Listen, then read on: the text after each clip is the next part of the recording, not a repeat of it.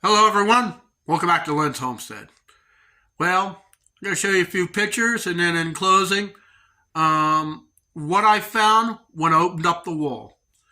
So please subscribe to the channel. For some unknown reason, for those of you that are subscribed, you're getting unsubscribed for some known reason. And I don't know why. But check your subscriptions you have and make sure you subscribe to the channels that you subscribe to. Let's get this video started.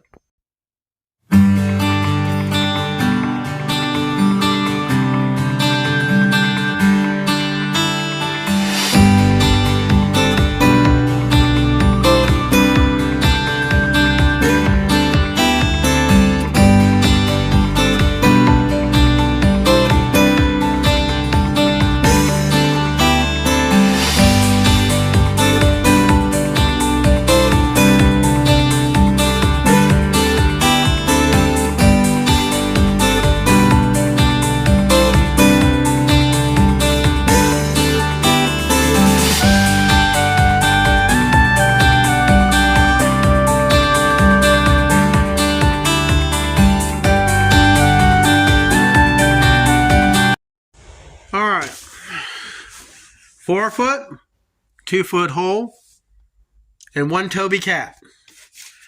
Okay, so let's see. Now the studs in the middle here is okay, but where the door is, isn't. So it looks like 28 inches.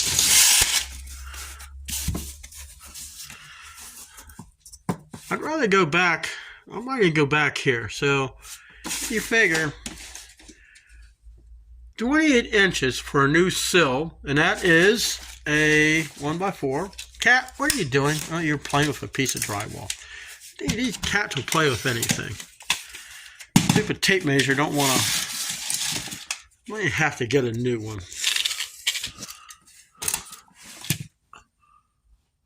So that is a 1x4. This is, cat, do you mind?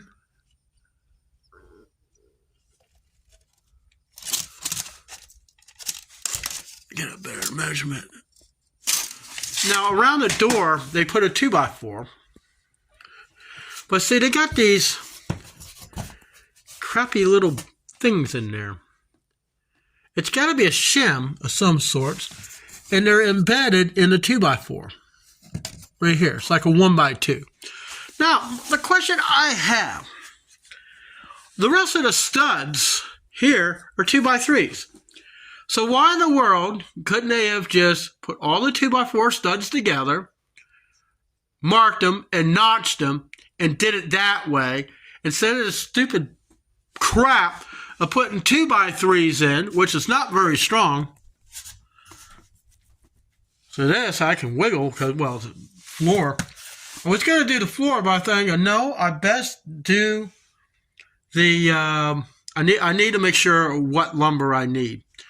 Now this is fairly strong, so I could probably get away with putting maybe a footer in there. At least a foot. Let me see. Stupid tape measure. Yeah, I can probably get a foot. Which this stupid little thing in here, I'll have to take it out and figure out how I can actually do it. But I wanted this thing here for the door. I wanted to where I didn't want to go all the way up the wall if I didn't have to. Now it's solid, so I can't see replacing much over a foot. But just because a foot going there, I'm going to need a foot to come up here so I can sister them together. I'll use some wood glue after I make sure of all my measurements and make sure everything fits with no problem. And then I'll have to remove the screws on the outside of the door when I go to replace all this, because this Goes all the way through the floor. So I can almost put my finger through the floor, but I'm not going to. Because I don't want my little kitty cats getting down the subfloor. I never get them out. So this operation for today is coming to an end. But I'm bringing it to you basically as it's happening. So when I get all the wood, I'm going to seal it with that wood preservative, because that stuff's been really good. I'm also going to have to cut boards to go in between up here. I'm not going to be stapling it. I'm actually going to be screwing it together, because I need this more as an access point. In the closet, it didn't matter, but out here, I got this whole wall to do, about to couch.